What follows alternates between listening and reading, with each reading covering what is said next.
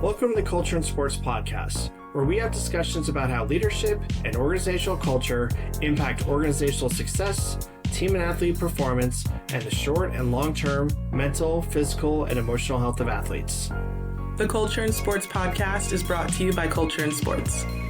Culture and Sports helps sports organizations, teams, coaches, support and front office staff, and athletes understand the importance of leadership and organizational culture and its direct impact on success. I'm Jeremy Piasecki, the Executive Director of Culture and Sports.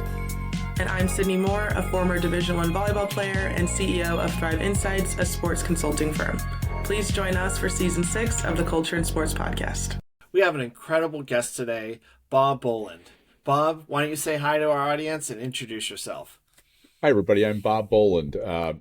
Couple things about the topic and the place we are. I had the weirdest job in college athletics for 5 years as the athletics integrity officer at Penn State, overseeing a $200 million athletic department at a time when legalized sports betting was coming, at a time when NIL was coming, and at a time when basically college athletics was on fire. So I left that job in 2022. I'm a law professor at Seton Hall University, where I'm writing a book on NIL.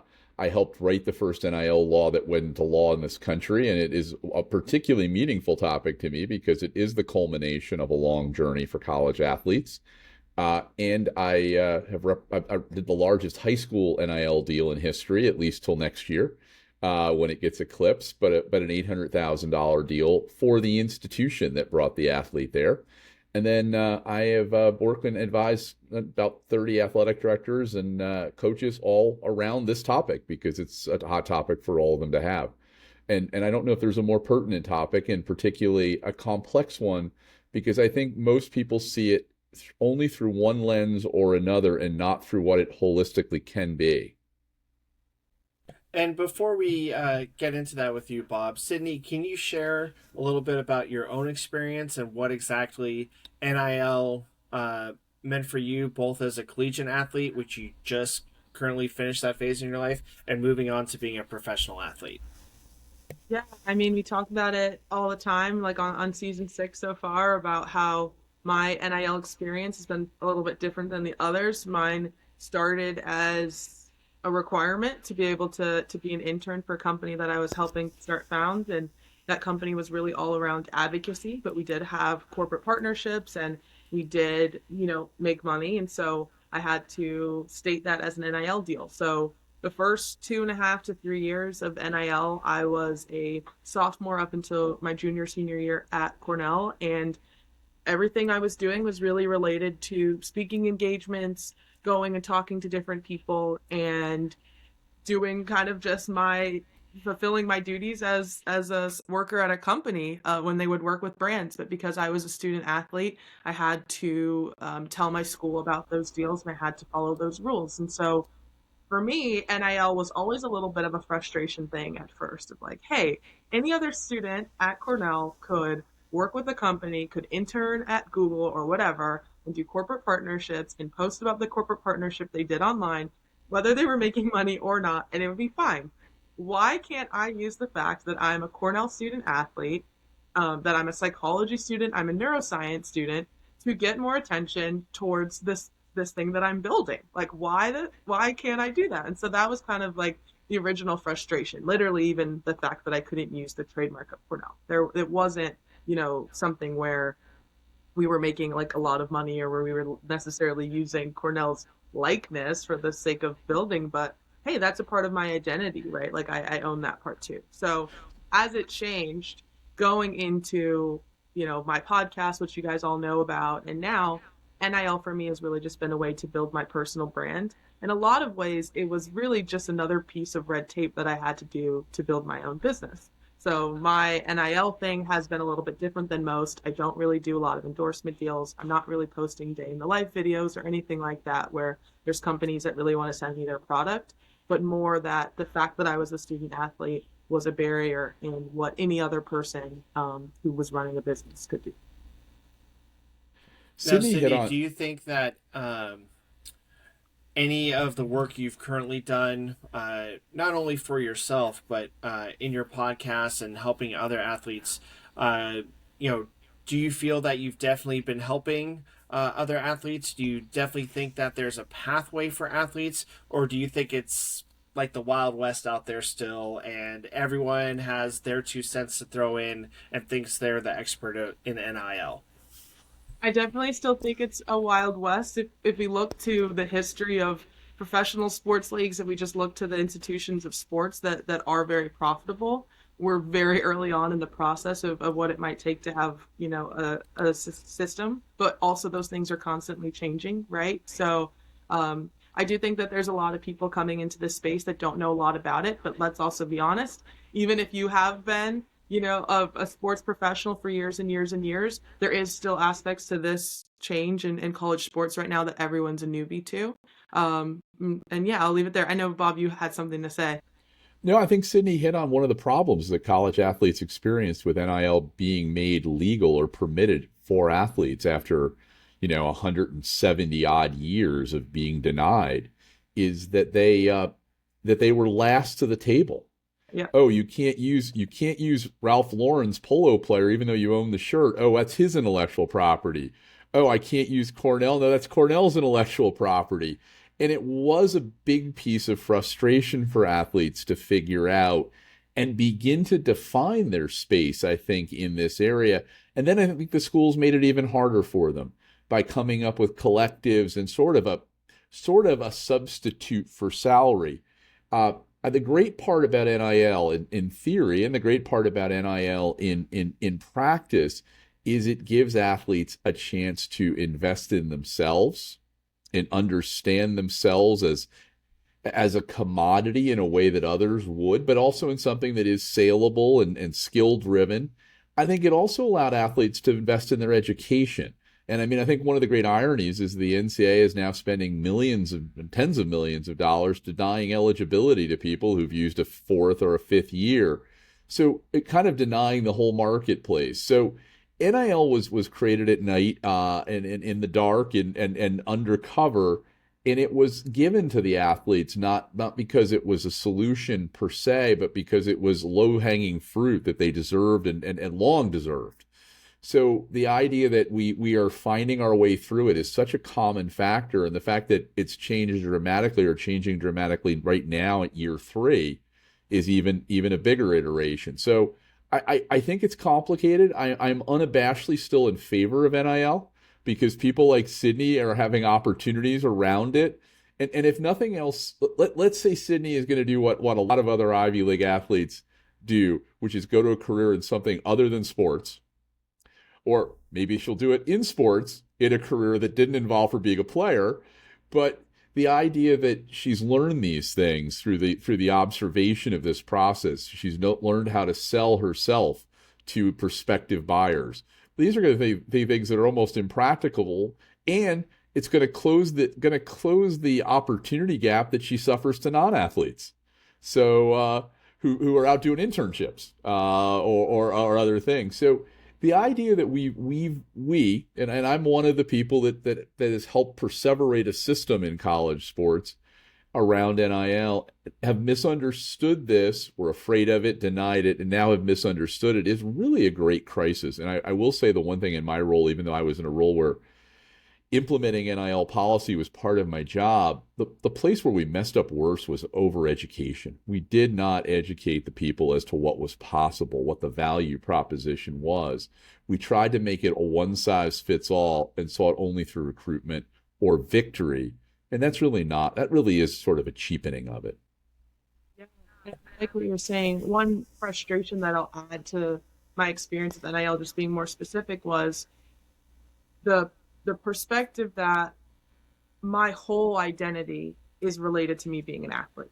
And so anything that I did that I could make money off of, any situation in which the fact that I was a student athlete, which is a core part of my personality, now was something that needed to be documented, and now with NIL Go, approved. Right? So or the case of NIL Go, not approved, right? Or not approved. I can't go do that. What do you mean? Like, right? So that's interesting, right? So And I even think now, right? So now, if I was, if I could go, let's say I had all my same experience, but I had more years of eligibility. I don't have tens of thousands of followers, but I have a high hourly rate for the work that I do because I've won an ESPY, I was Glamour Woman of the Year, I've done these different things. So if someone asked me to do an appearance and it's someone that's somewhat related to my school, that rate could come up to, and I'll go, volleyball player would never make this much money. This is pay for play. This isn't right. It's interesting. Like, how do we balance that, and how do we determine like these market values and different things, even if it's unrelated? It could be me going to speak at something totally unrelated to sports, a women's leadership conference, a different thing. But I have to be able to. I have to state to my university and possibly risk. Well, my school wouldn't say no, but I have to. I have to risk being told no for an opportunity that isn't necessarily related to me playing, because my identity, because I'm tied to this university, my whole identity is now controlled by the system. Like, that was something that was very frustrating to me, or that was the perspective of it for myself, because I think I had so many things outside of college athletics. I'm not sure that that's the case for all athletes, but that was definitely a frustrating piece for me. And that's also a lot of the messaging around NIL and for athletes creating a personal brand.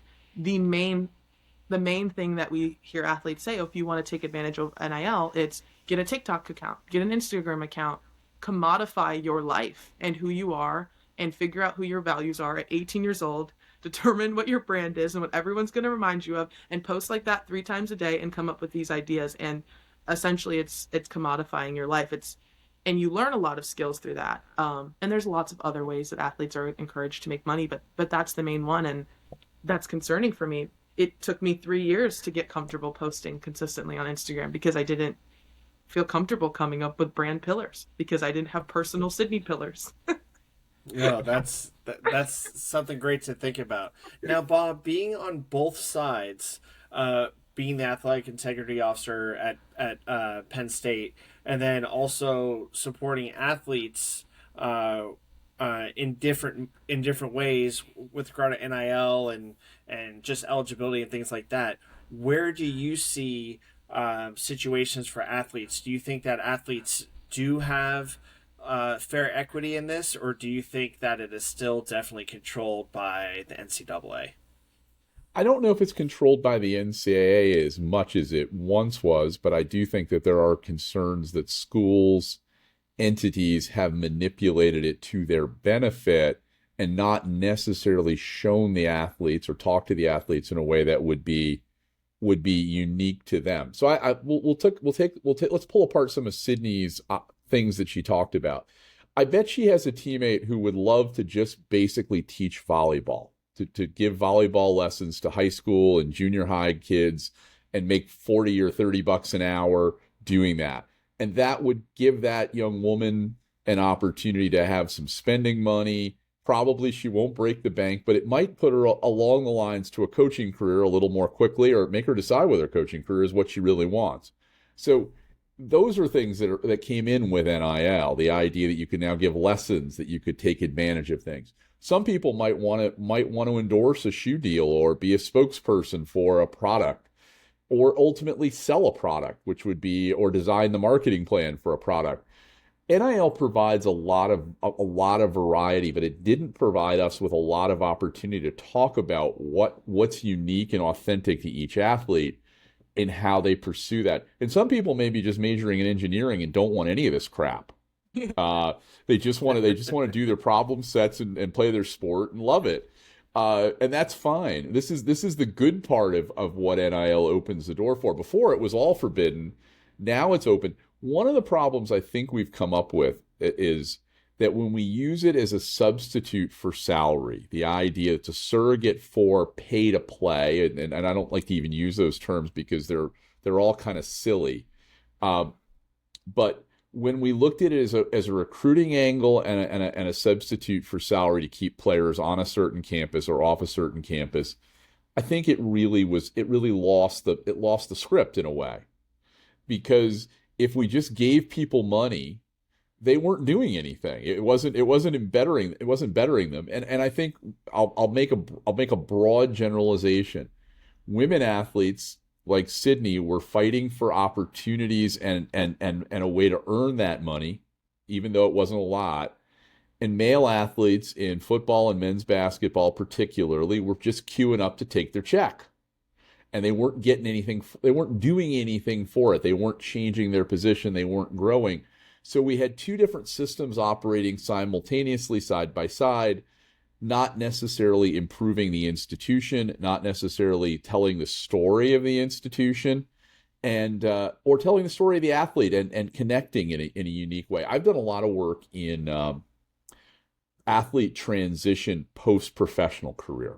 As a scholar, that was always one of the things that I was very interested in, because we see it's happening in such broad terms in football or football mostly because of the injury factor and the CTE factor that comes with it.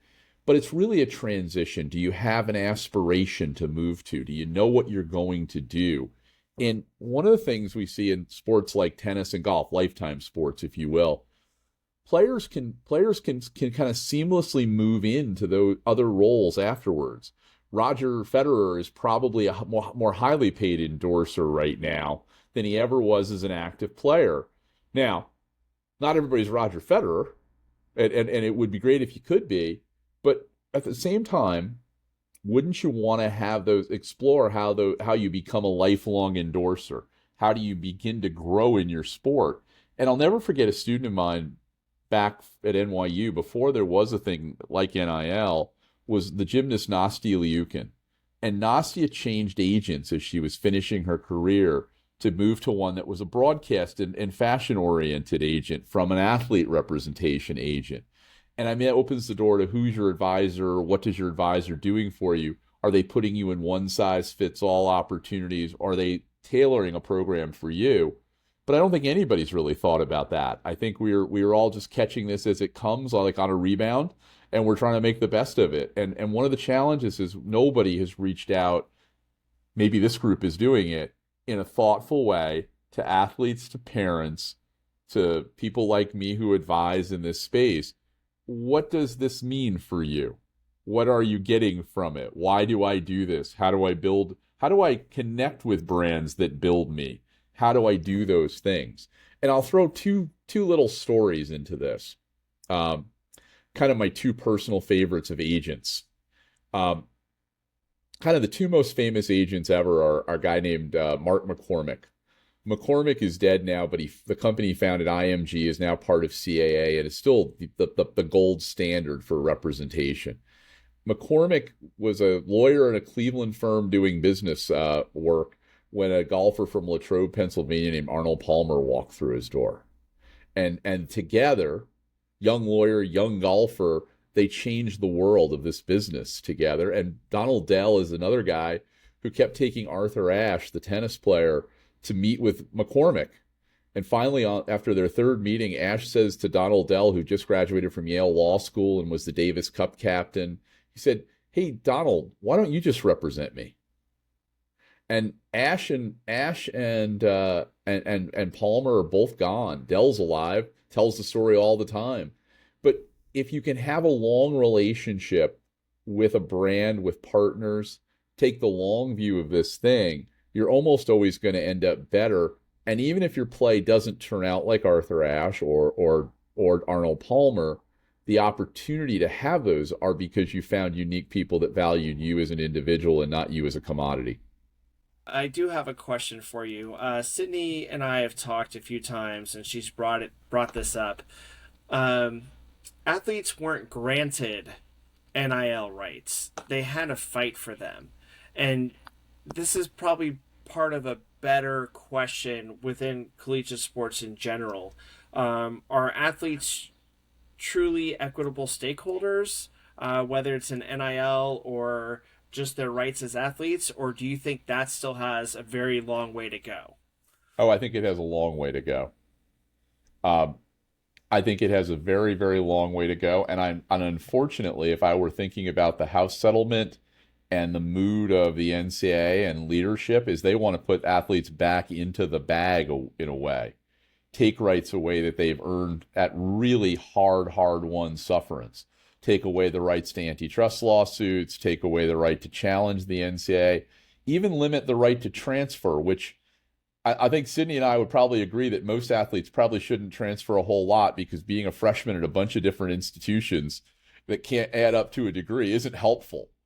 But the idea that you can get out of a bad situation where there's coaching abuse, where there's an assaultive behavior, where there's just bad treatment for a better one, it should be a right that athletes have won and earned. So I think NIL is just really the easiest and kind of no skin off the nose of the NCAA view.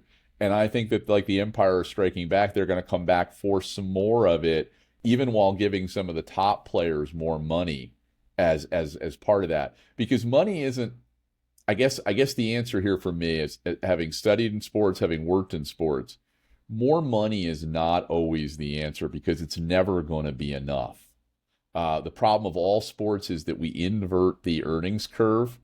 We give you the most of your money when you're young, and then you have to live off of it for a long, long time, as opposed to the rest of us who are, like, still going up the earnings curve, hopefully, Except for through our Bobby lives. Bonilla. Bobby Bonilla was smart enough to try to flatten the earnings curve, right? Every year till he's 65, he's going to get $1 million, and my God, that's going to probably mean the world to him, because he's probably not having to spend the money that he saved from playing. So, but guaranteed contracts, exceptional opportunities, degrees, more degrees. These are all levelers that athletes could be fighting for. And I think one of the things that NIL has sort of changed the focus, it's only been on the money. And maybe that's just how America is. It's always, tell me the money.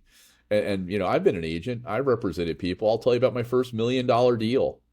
It was three $300,000 plus contracts that added up to $1 million. The player got cut in training camp. He never saw anything but $3,000 of that. But it's still my first $1 million contract.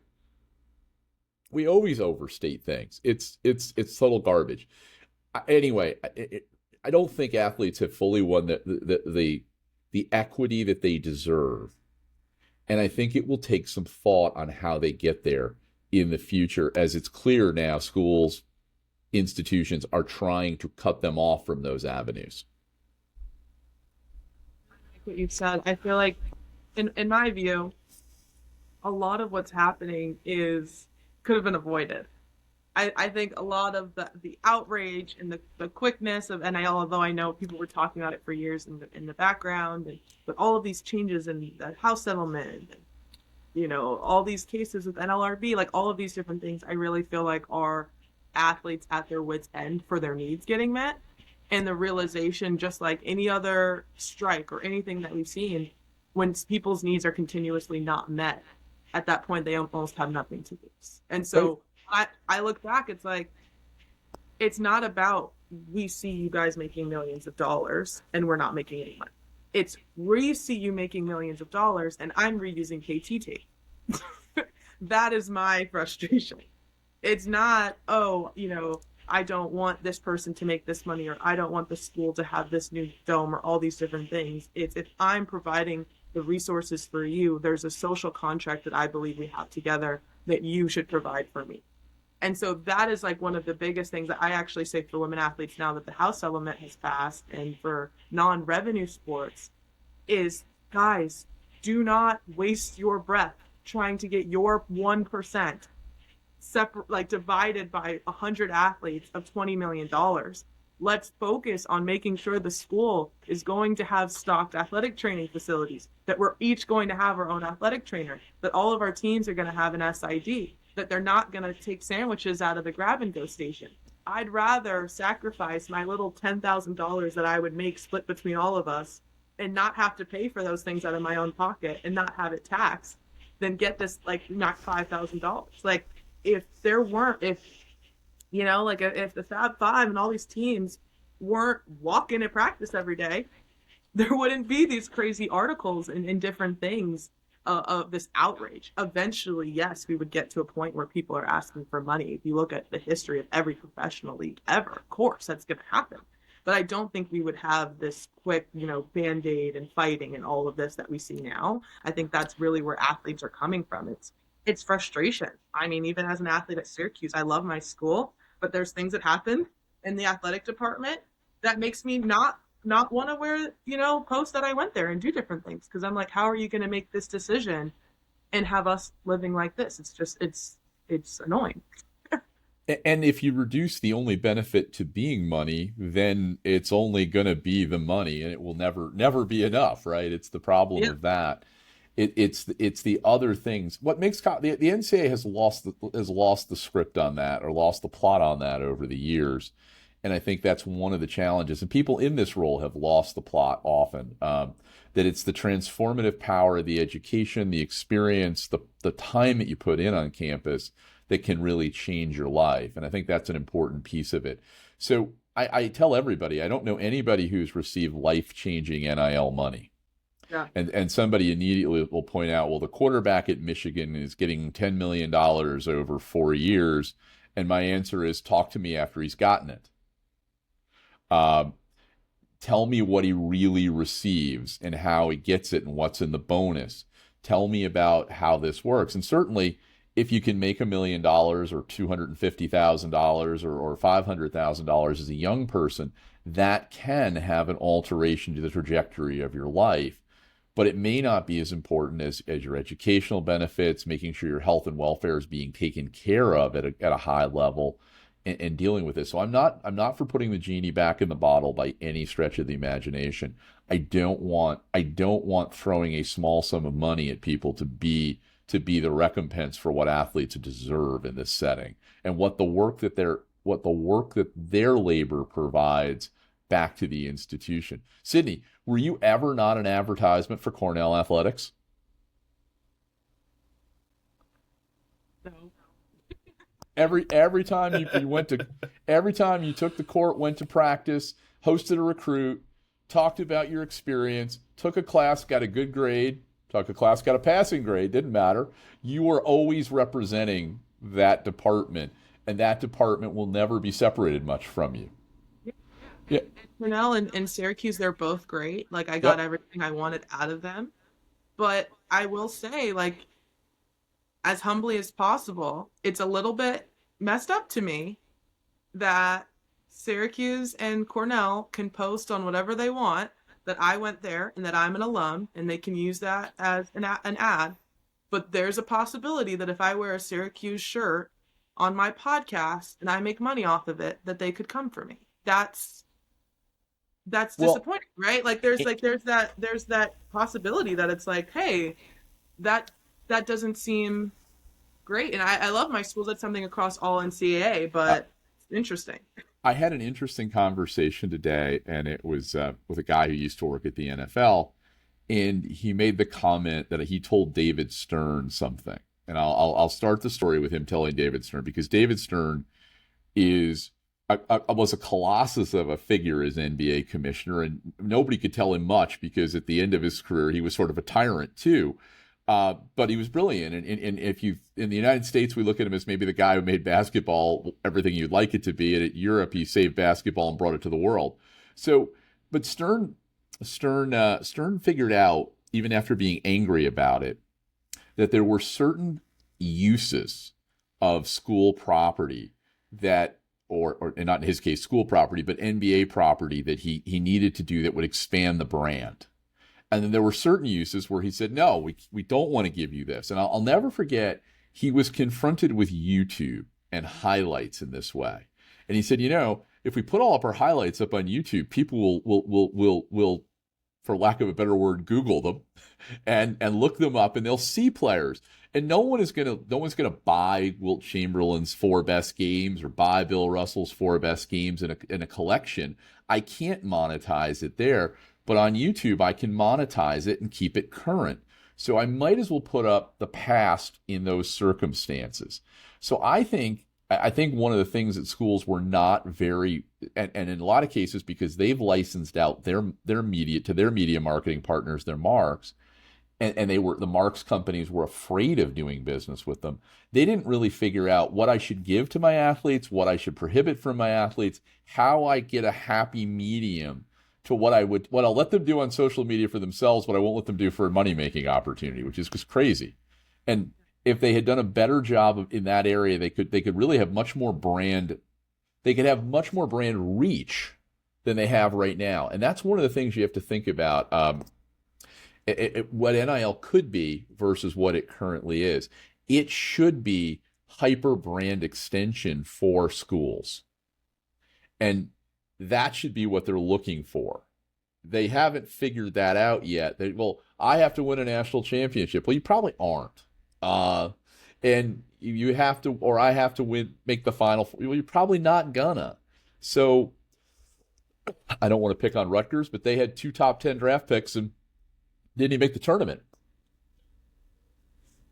in men's basketball. You can't bank success. You can bank reach. Yeah, it's true. Like we spend so much time on the top 1%, right? But all the rest of the people, in the top 10 still have a massive following. They still are interesting, and they're still better at their sport than the fans at home. Like, why aren't we tapping into that, right? I think that's all interesting. With that said, I kind of want to bring the topic into what's going on for student athletes here. And I think there's a lot of different ways where in some ways they're being taken advantage of, or they're not given the full information. That is the basis for my podcast. From the sports business angle that I take of my show is I have great conversations with people in the industry all the time. I'm going to share it with you guys as much as I can. I'm not going to tell you trade secrets, but this is how things work. This is how your college athletic department is organized. If you have a question, this is the person that you should ask. If they say they don't know, well, this is the person you should ask. That's what I do. And one thing I have found is there's a lot of people entering this space who consider themselves experts because they were college athletes, right? Oh, I was a college athlete in the 90s and the early 2000s. I want to help athletes.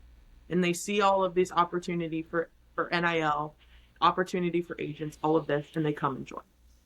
The amount of NIL agents I've met in the last few years with no representation experience is very interesting to me. And I just wonder, as great as it is to have someone who understands the experience and maybe feels for these athletes, in some ways, are we doing them a disservice? Like, right? Like, how do we manage this growing industry and make sure that it's good? So with you being an agent and your experience, I'm really interested to see from you, like, what you think on this. I try not to ever use the A word, agent.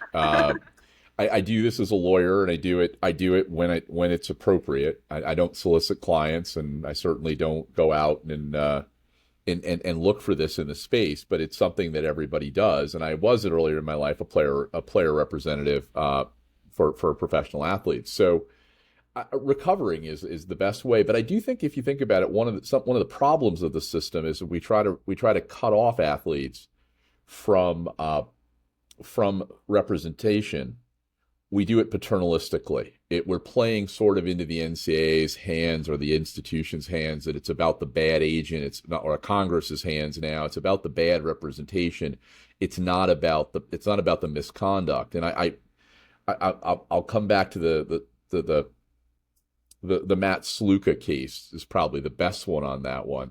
Is all the sleight of hand was the fact that he had matriculated from Holy Cross to Boston to UNLV. He'd moved across the country, started the first 3 games, and whatever happened.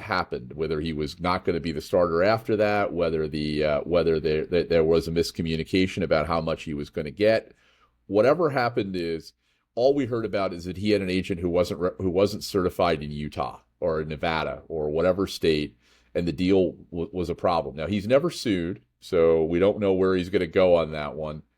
But ultimately, I do think that it's easy to place the blame on somebody who isn't us every time, and we see that. So I think the thing, again, comes back to education. You don't want to be represented by somebody who is plying his trade to get you. You want to be represented by somebody who understands and will take you on as a client, but will also educate you along the way. So I think the idea that athletes can get representation was one of the key features of NIL, that it opened the door to all that, because that had been closed off too. And I really kind of resent the attempts by regulators to cut that off, because it's only going to drive up the cost of it, the advice in it. What the athlete has to understand in that process is how much and how valuable their own services are, how much value their time is, and they have to choose accordingly as opposed to the other way around. So don't take promises. Don't jump into this space. Take this very carefully, and you'll know who to choose. One of the problems is athletes are very rarely alone in this system. They have parents, they have brothers and sisters, and they have a lot of people who are also trying to make some money off them too. And so sometimes this really becomes complicated. But no, I think there are opportunities. But again, I think if you treat it this way and say, look, I'm looking for legal advice. I'm not looking to have my life managed. I want the best possible contract. And the best possible contract is always this, the shortest, with the least exclusivity. And then you can decide, I want a longer contract, and I want a longer contract. Because I will tell you the best contract stories in the history of the world, back to Donald Dell and our prior story, is Donald Dell did a deal with Adidas to get Stan Smith, who was the number one tennis player in the world, in 1972's name onto a shoe. The shoe already existed. Adidas was making it with a German player's name, Robert Hallett. But they took his name off, put Stan Smith's name on, and that shoe still sells 50 odd years later. So, and it's one of the best selling shoes. So it's interesting to think about that, is how do I build long-term relationships, high levels of trust and high levels of commitment in a world where everybody's pitching me. And I think that's one of the things that athletes need to think about and need to be as careful about that as they were about their college choice. Yeah. But who trusts with this education and passing this information on? I mean, you have lots of experts out there that obviously claim they're experts and they're not. Then you have the NCAA, who is trying to obviously influence towards their direction. You have universities and colleges that are trying to influence athletes to go in their direction. So who do you trust? Who do you get the best education from? Trust Sydney. Let's go to letstalkaboutit.com. That's funny. Trust her. I trust the people who aren't making any money off telling you what they think the truth is. Trust the people who you could trust the people at your school probably next, because they don't want to see horror stories. And then if you can create some trusted advisors, people that have your back in these moments, you'll be able to build that network. What you don't want to do is you don't want to create people. You don't want to create a community of people that's all interested only in the next deal of yours, and they want to see. And if they talk about you as a person, that's probably the most important part. Hey, what's this going to be about you? What do you want to do? In fact, that would be the first question I'd probably ask anybody who came to me about a prospective NIL deal. What's valuable to you? Yeah, 100%. It's going to take time, and I think that's why you're saying the best deal is the short deal. 100%. Well, at least on the first go around, yeah. And from a first agent, I'm playing professional volleyball. My main thing, no go, was we're doing a 1-year contract, and I actually started off asking for a 3-month contract. I was like, I want a 3-month contract so that at the end of the summer, if I don't like you, I can move on, and I didn't miss out on a whole season because I didn't have a great agent or I didn't get a good team, right? And Sydney, let me ask you a couple questions just from that. You probably had a pretty good idea. What were the things that would have been I like you at the end of that 3 months or end of the year? If we were to look back at this relationship a year from now, what would be signs it was a good one? Communication. I am someone we talked about on the last episode. I'm an anxious person. So I want to have that communication. I want to know relatively what you're doing and how things are going. I want a realistic conversation. When I ask you, hey, you've seen me play, about how much do you think I could get for my salary going abroad? Or what did the team say? If they said no, I don't want to hear they thought that you were good. I want to know, the person that they took had, that honesty. The person they took had better stats. They had a lower price, blah, blah, blah, blah, blah. They didn't think you were a good fit because of this. And then I would say the final is some form of success and results. Another thing we talked about last episode, success to me doesn't always necessarily mean 100% we hit our goal, but were we active in getting to the steps? And have you shown me the steps it would take to potentially reach that goal? Sometimes the contract's not there, especially in professional sports, but are you an agent or a trusted source that is actually doing the things that could potentially get me there? And that takes time. And it took, those things were things from my mom, who was a professional athlete and had an agent, knew. I had friends and advisors and coaches who told me, hey, these are the things to look out for. But those kinds of things, knowing who I am.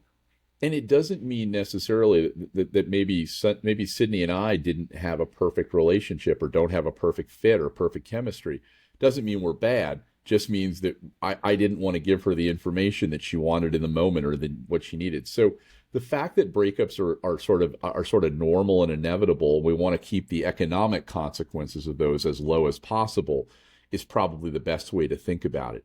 Also, by the same token, recognizing that the longer you're with somebody, the better the relationship tends to be, and the more favorable you get status in that relationship. If you're the first big client of somebody, you're gonna have that. If you're even a small client of somebody along the way, there's a lot of value in being early. So don't reject people that don't have a lot of experience, but talk about the service, talk about those hallmarks as Sydney just laid out. That's priceless stuff in a lot of ways.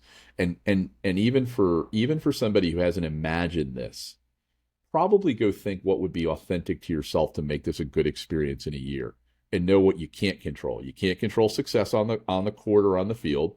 You can't control torn ACLs. You can't control a lot of things. But what are the known control items that you would be able to do? If I was there for them when they were injured, that I didn't if I took their call when they were hurt, if I was able to help them to think about what was next, those would all be big things for me in this process. Yeah, I say too, I feel like I've heard from a lot of different people that the agent experience doesn't always work. If you're someone like me and you put a lot of time and effort, you're writing your notes right now and you're going through these calls and you're doing your best to decide, and it still doesn't quite work out, doesn't necessarily mean there's a fault with you. You just make your best decision with what you can at the time, and you make a slightly better decision next time. I feel like we're talking a lot right now about those big athletes, right? Like, I don't even actually have an agent at the moment. I have an agent to play professionally. I don't have an agent for my NIL deals or any of that. So this is interesting, though, because it creates a dynamic in the locker room that I'm very intrigued by. You already have, every team has the person that's the star athlete. That's just better. Every team has an athlete that seems like his coach's kid. Like, every coach loves this kid. They can do no wrong in coach's eyes. And every team has someone who's maybe more popular, more charismatic, more interesting on campus. What do you do when that person now is driving up to class with a G-Wagon or a Maserati, right? We already have assumptions about athletes on campus, especially in the big Power 4, Power 5 schools, where athletes get special treatment, athletes have this and that, we deserve these resources. Now when you have your friends or your classmates' salary getting posted on Forbes, right? Or you have people who have very obviously have more resources, more attention than you, both in the locker room and just on campus. Like, how does that affect a school? When the House versus NCAA case settlement was approved, I was looking at the comments, and it's people that are major college football fans like, I'm canceling my season tickets. I'm not paying, $2,000, $3,000 a year to buy this 18-year-old a Maserati, or all these different things. It's affecting the thing. There's laws in Congress about you can't use student activity fees to pay student athletes or to add to the athletic budget. There's conflicts happening in student senates and in school senates and board of trustees and all this about this topic. Like, Bob working at PSU, now working at a law school, like, what does this look like to you? I feel like you've probably seen years of these dynamics. Like, that's a lot that I brought up, but I'm excited. Well, now, Bob, what is the conversation between you and your peers, not only at Shoemaker, Kendrick, and Loop, but also at Seton Hall Law and just in the sports industry in general? I try not to talk about this with people. My God, I might get mad. No, because Sydney said this. Look, I started representing football players because I was working at the University of Tennessee and I saw all these like guys with fancy cars, and money that was coming out of their own pockets that their agents had gotten for them back in the early 90s before the draft. And I realized, wait a second, isn't the idea that we keep the money in the player's pocket to help them prepare for a future that's uncertain, that might only last a couple of years? That was part of my reason for wanting to represent players, that I got to see this up close and personally. Should we not focus on what's the most important part of the play is? I think one of the challenges, obviously, of any college team today is the wage gap, if you will, the wealth gap between certain sports, certain athletes in certain sports, and certain circumstances, and the pressure that comes with that. The idea that if I pay you through a collective, if I bet on you, I get to say terrible stuff to you. I get to run you down as a human. I get to criticize you in a special way, which is hard on young people. I mean, it's hard on professional athletes, but they tend to figure that out as they go and are exposed to it more. But I think we're putting a lot more pressure on young people in this moment. I don't think they should be denied the benefit of what they deserve and what they can work for. I mean, I think Livy Dunn is probably the perfect example who's made $3 or $4 million a year at one catalog shoot at a time. 300,000 catalog shoots to get there, that she's worked her tail off to get there. And that might be too dramatic a phrase, but no one's probably worked harder to get there than she has, and managing her followers. I don't think football players have necessarily done the same thing, and so that they haven't gotten benefit from that. So it's been money given to them that they expected and that they've probably frittered away and not managed carefully. Or if they managed it carefully, that was a wonderful thing. But I don't think we've talked about those things, what money's effect on one's life is, how it changes or inverts your values, and how it can invert your values. So I'm really important on the idea that, like, look, there's a reason why, we bankruptcy is at about 35% for professional athletes, that divorces run above 50% for professional athletes at retirement, that living in poverty and bad things happen because you lose your identity, and that this inevitable transition comes.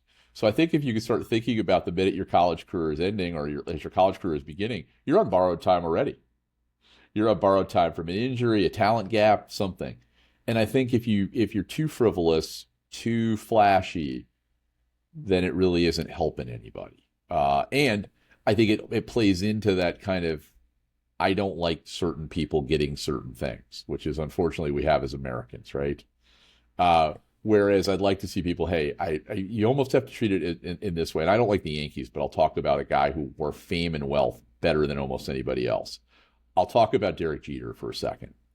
And I think Derek Jeter might be a jerk, but he would never let the Yankee fans know it while he was playing. It was always about the team. It was always about what was best. It was always about the value of the pinstripes, the championship, the things that he did. He never said the wrong word for a second. And I'm sure that made Alex Rodriguez, who played next to him, absolutely crazy, because Alex was like, he's not nearly as good as I am, and look at him, and he's making almost as much. And so I think the idea, if you can be a team, you have to be able to blend those ideas. But it's hard on the collegiate level. It's really hard amongst young people, and to some degree, I'd like to see it be less of a factor while you're playing. It's always going to be a factor, but it needs to be a bit less of a factor for college players. Sydney, as the resident NIL expert, as we close out this episode, what do you have to share with our listeners, whether they're collegiate athletes, coaches, athletic directors, fans, or anyone else just looking from the outside or actually looking from the inside into NIL? What would your closing thoughts be for them? I think for the athletes directly, like, everyone's path, journey, needs are different, right? Even if you're coming in on a scholarship, a full team of everyone's on scholarship, everyone has a different home life and different needs, right? So I think cataloging your needs, understanding what's available, what should be available, and going that way is the standard, whether you're in revenue share negotiation for contracts, whether you're revenue share contract negotiations, whether you're determining what school that you're going to commit to, whether you're a woman athlete and you're deciding, hey, am I gonna join in on this lawsuit? I think really understanding where you truly are and what you actually need is great. There's a hierarchy of needs in this situation that I think is really important. You don't want to get so wrapped up in maybe other people's problems at the moment that you're forgetting what's actually really important to you. Don't start, negotiating and getting mad and voting for things to get paid $1 million when you're still reusing KT tape. Ask for that KT tape first, and then we can worry about the budget, because all the money is going. Kinesio tape? Come on, you're lucky. It happened. Oh yeah, like the fact that we even have it is amazing. Yeah, you're right. And so I think just in understanding that, I think if everyone does that and really is level set and understanding of like what is actually happening where they are, and you're decently open with the person next to you about that, I think we could get to a much better situation. But when we only have certain things going up in the media and certain people being really fiery and not everyone truly understanding what's happening, I think that's really what's causing the problem with NIL. Look at yourself in the mirror. Like, you want NIL rights. Do you want to be famous? Yep. Do you want 100,000 girls following you on Instagram and DMing you every day, and you feel a responsibility to respond to them, and you feel the need to post every week and show who you are? Or do you want free coffee? It is okay to just want a free coffee, but you have to be real with yourself and really check out your needs and move from there. Sydney, that's brilliant advice, and people like you are actually making the difference, because you're a trusted source, because you're able to tell this to people in a way that is, again, authentic to your own experience and theirs, and it's not so far separated that you've lived through these iterations. Complicated scheme and world, but I'm proud to spend some time with you today. Thank you. Thank you. I loved hearing your perspective. I didn't realize all that about your background. All these calls we've been on, we're always talking about other topics. We're not talking about your history. So I loved being able to, we all have history, but I loved hearing more about your work experience and everything that goes into what you talk about. So thank you so much for coming on the show. That's a wrap for this week's episode of the Culture and Sports Podcast. We hope this episode has started an internal dialogue, or even one with your team, about the importance and impact of leadership and organizational culture.